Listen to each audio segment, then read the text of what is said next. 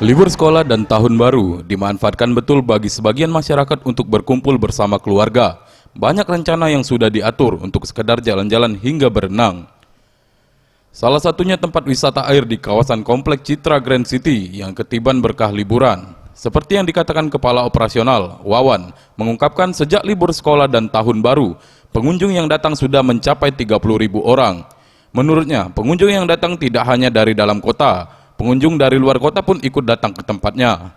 Ia menambahkan, pihaknya telah menyediakan berbagai macam wahana guna untuk menarik pengunjung, seperti photobooth, snowball, tematik dari berbagai landmark di dunia, dan hiburan yang semakin menjadikan tempatnya sebagai alternatif masyarakat untuk berlibur kali ini.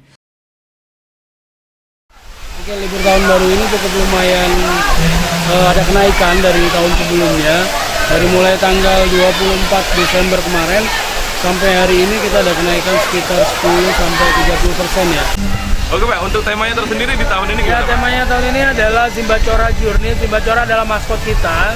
Journey keliling dunia. Jadi kita buat foto-booth yang instagramable, yang artinya pengunjung bisa merasakan aura jalan-jalan ke luar negeri. Jadi ada Menara Eiffel, Menara Pisa, ada juga Singapura, ikonnya Singapura, ada juga Jakarta, ada juga Ampera. Jadi seolah-olah pengunjung kita bawa untuk keliling dunia. Welia Ep, Sriwijaya TV.